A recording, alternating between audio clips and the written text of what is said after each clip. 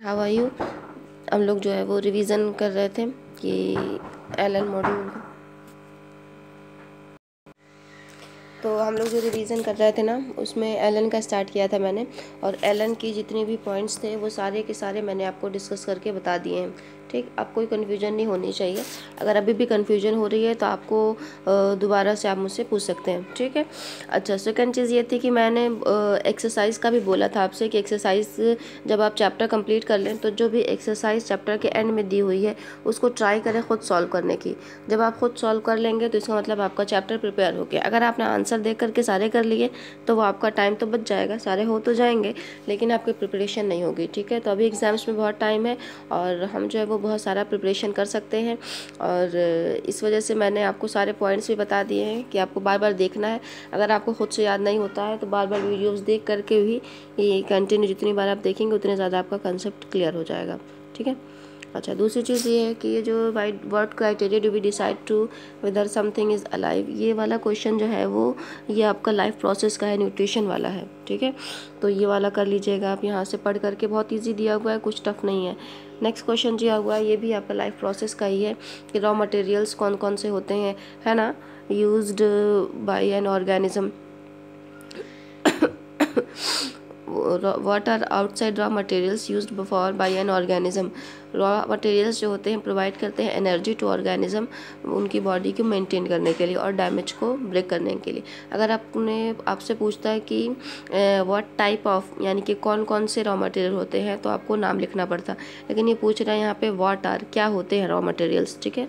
Next question आपका पूछ रहा है कि process would you consider essential for maintaining life, life को मेंटेन करने के, लाइफ को बनाए रखने के लिए कौन सी प्रोसेस जो है वो एसेंशियल है, कौन सी प्रोसेस जो है वो ज़रूरी है। तो आप सोचें आपकी बॉडी में कौन से काम ऐसे हो रहे हैं जिसके बिना आप जिंदा नहीं रहेंगे, तो वो जो भी काम आपके माइंड में आ रहे हैं कि इन कामों की वजह से मेरी बॉडी चल रही है, मैं जिंदा हूँ, तो वो सारे काम जो होते हैं एसेंशियल होते हैं। ठीक है। नीचे क्वेश्चन आपका दिया हुआ है कि where does the plants get each of the raw materials for photosynthesis, जो रॉ मटेरियल्स होते हैं खाना बनाने के लिए, प्लांट को फोटोसिंथेसिस करने के लिए, वो कहाँ कहाँ से प्लांट्स लेते हैं। ठीक है, तो सारा अंडरस्टूड है कहाँ से लेते हैं। एयर, कार्बन डाइऑक्साइड ऑब्वियस सी बात है स्टोमेटा से ही लेंगे, पानी है तो ऑब्वियस सी बात है कि सॉइल से ही लेंगे, और मिनरल्स जो है वो भी रूट्स के थ्रू एब्जॉर्ब कर लेते हैं। ठीक है।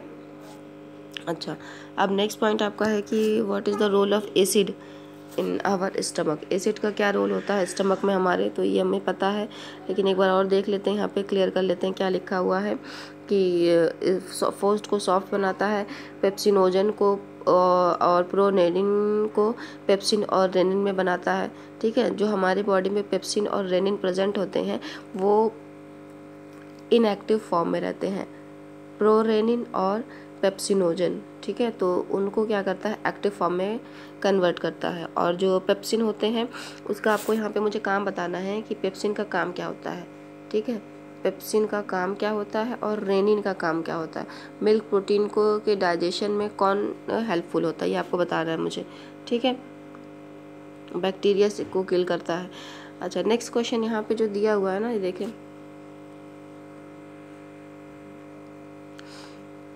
What is the function of digestive enzymes, digestive enzymes के क्या फंक्शन होते हैं।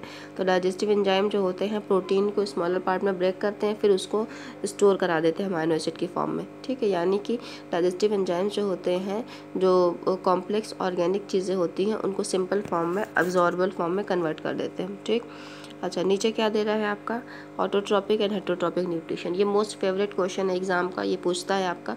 अगर आप फिगर बना करके इसको लिखते हैं तो 100 बेटर है, अगर आप ऐसे ही लिखते हैं तो भी आपको मार्क्स मिल जाएंगे, लेकिन फिगर बनाने से थोड़ा सा इंप्रेशन अच्छा पड़ता है, कॉपी अच्छी लगती है। ठीक है। अच्छा, अब क्या लिखा, नीचे क्या लिखा हुआ है कि how small intestine design to absorb digested food, क्या कुछ भी नहीं है यार, स्मॉल इंटेस्टाइन है, इसमें फिंगर लाइक आउटग्रोथ होती है, ये सरफेस एरिया बढ़ाता है एब्जॉर्प्शन का, और इसमें ब्लड का वेसल्स लगी होती हैं लाइन से। देखिए यहाँ पे लिखा हुआ है the inner lining of small intestine has millions of tiny finger like projection, यही फिंगर लाइक प्रोजेक्शंस होते हैं जिनको विलाई कहा जाता है। ठीक है, ये सिर्फ सरफेस एरिया ही नहीं बढ़ाते हैं बल्कि ये डाइजेशन में भी, एब्जॉर्प्शन में भी हेल्प करते हैं। ठीक है, इनके पास ब्लड कैपिलरीज होती हैं जो जल्दी से एब्जॉर्प्शन में हेल्प करती हैं। ठीक। अच्छा, नेक्स्ट क्वेश्चन क्या है आपका, हम लोग देख लेते हैं। ये आपका जो है वो वहाँ से दिया गया है, रिस्पायरेशन वाला पोर्शन है, ठीक है। Why is diffusion is sufficient to make oxygen requirement for multicellular. ये मैंने आपको समझाया हुआ है क्लास में, एक बार आप देख लें, यहाँ पे पढ़ें तो फिर आपको इजीली और अच्छे से समझ में आ जाएगा। दूसरा क्वेश्चन क्या कर रहा है, what advantage over an aquatic organism does a terrestrial organism have with regard to obtaining oxygen for respiration. कह रहा है कि क्या एडवांटेज है एक जल में रहने वाले ऑर्गेनिज्म का और जो ज़मीन पे रहता है, ठीक है, ऑक्सीजन रिस्पायरेशन में, ऑक्सीजन का रिस्पायरेशन में यूज़ करने में क्या एडवांटेज है। तो एयर जो होती है 21% ऑक्सीजन करती है, और वाटर में जो होता है लेस देन ऑक्सीजन 1% कम होता है, लेकिन वो डिज़ोल्व फॉर्म में होता है, ठीक है। और जो टेरेस्ट्रियल ऑर्गेनिजम्स होते हैं उनको ज़्यादा ऑक्सीजन की रिक्वायरमेंट होती है, ठीक। और एक्वेटिक ऑर्गेनिज्म जो होते हैं, जो पानी में रहते हैं, वो जल्दी जल्दी रिस्पायरेशन करते हैं, ताकि उन्हें, क्योंकि रिस्पायरेशन हवा वहाँ पे कम होती है और उनको रिस्पायरेशन की रिक्वायरमेंट, ऑक्सीजन की रिक्वायरमेंट होती है सारा काम करने के लिए। नेक्स्ट क्वेश्चन कह रहा है आपका, how is oxygen and carbon dioxide transported in human being. Oxygen and carbon dioxide कैसे ट्रांसपोर्ट होते हैं, ये पूरा डिटेल मैंने आपको बताई हुई है। ऑक्सीजन कैसे ट्रांसपोर्ट हुआ, कार्बन डाइऑक्साइड कैसे ट्रांसपोर्ट हुआ, ये सारी कहानी आपकी सर्कुलेटरी सिस्टम की है। सर्कुलेटरी सिस्टम, सर्कुलेशन जो होता है उसमें बहुत ज़्यादा मेन रोल प्ले करता है ब्लड, यही सारी चीज़ें कराता है।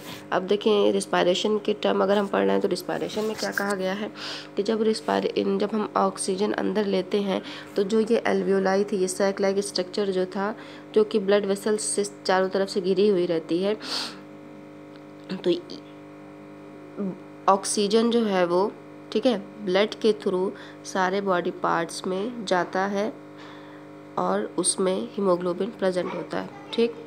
अब ब्लड जो होता है टिश्यू के थ्रू पास होता है ऑक्सीजन में, ठीक है, और डिफ्यूज़ होता है सेल्स में, ठीक।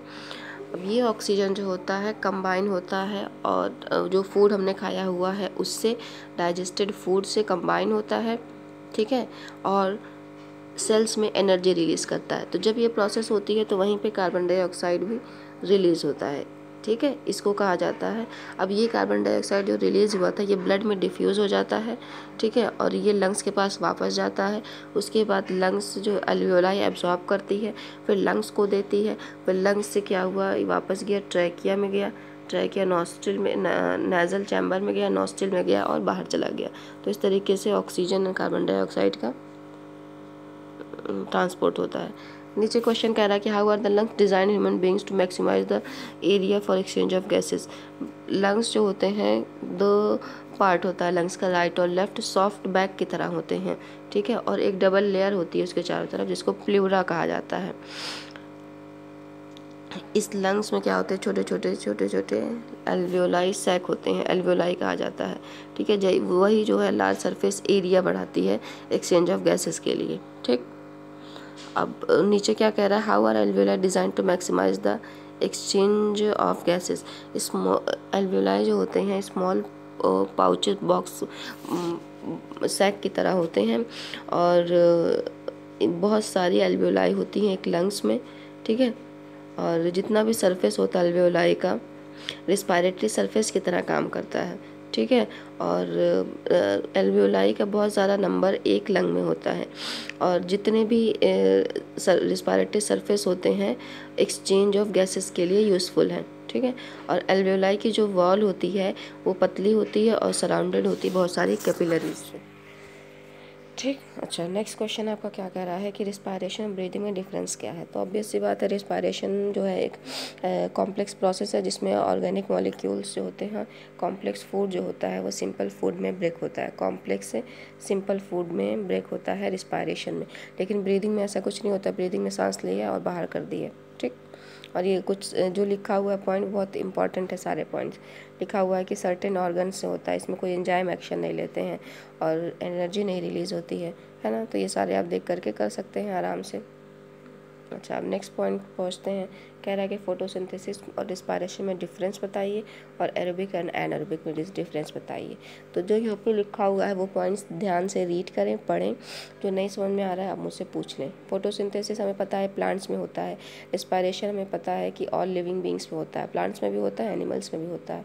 अब फोटोसिंथेसिस जो होता है डे टाइम में होता है, रिस्पायरेशन जो होता है हर वक्त होता रहता है। एनर्जी जो फोटोसिंथेसिस में स्टोर होती है और रिस्पायरेशन में जो एनर्जी रिलीज़ होती है जो यूटिलाइज़ की जाती है। और फोटोसिंथेसिस में कार्बन डाइऑक्साइड एंड H2O जो होता है यूज़ किया जाता है, और रिस्पायरेशन में जो होता है कार्बन डाइऑक्साइड वाटर रिलीज़ किया जाता है। फोटोसिंथेसिस में फूड और ऑक्सीजन प्रोड्यूस होते हैं और रिस्पायरेशन में फूड और ऑक्सीजन का यूज्ड अप होता है। मतलब कह सकते हैं आपकी एक काम हमने किया, उसके बाद उसी काम को फर्दर हमने यूटिलाइज़ कर लिया। तो फोटोसिंथेसिस और रिस्पायरेशन एक दूसरे से इंटरकनेक्टेड हैं।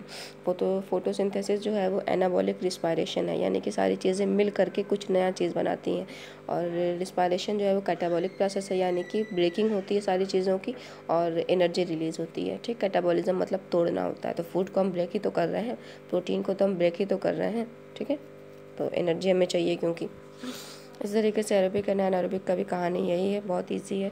ऑक्सीजन चाहिए, ऑक्सीजन नहीं चाहिए, साइटोप्लाज्म में होता है। और एनारोबिक जो होता है सिर्फ साइटोप्लाज्म में होता है। एरोबिक साइटोप्लाज्म माइटोकॉन्ड्रिया दोनों में होता है। और एरोबिक का एंड लास्ट प्रोडक्ट जो होता है CO2 एंड H2O है।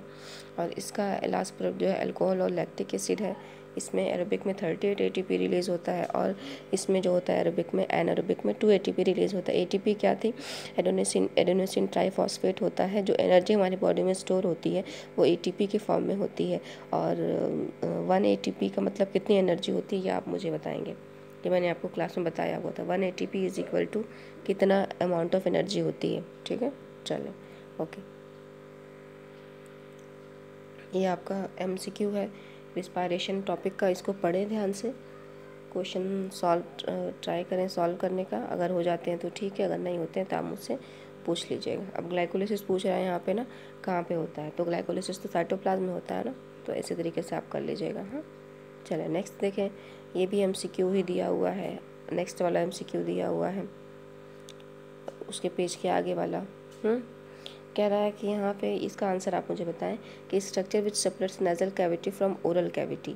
नाक का जो पोर्शन है और मुंह वाला जो पोर्शन है उसको कौन सेपरेट करता है? एपिग्लॉटिस सेपरेट करता है, डायफ्राम सेपरेट करता है, फेरिंक्स सेपरेट करता है, या पैलेट सेपरेट करता है? तो ये आप आंसर मुझे ढूंढ करके सर्च करके बताएंगे। ठीक है, चलें ओके। अब नेक्स्ट पॉइंट देखते हैं, कुछ है कि देखिए ट्रू फॉल्स वगैरह है, फिल इन द ब्लैंक्स है, ये आप खुद करें। एक बार नहीं समझ में आ रहा है दूसरी बार पढ़ के करें तो आ जाएगा। अगर तब भी नहीं समझ में आ रहा है तो आप मुझसे पूछ लीजिएगा। ठीक, चलें ओके। इतना करें आप, नेक्स्ट क्लास में नेक्स्ट स्टार्ट करेंगे। ओके।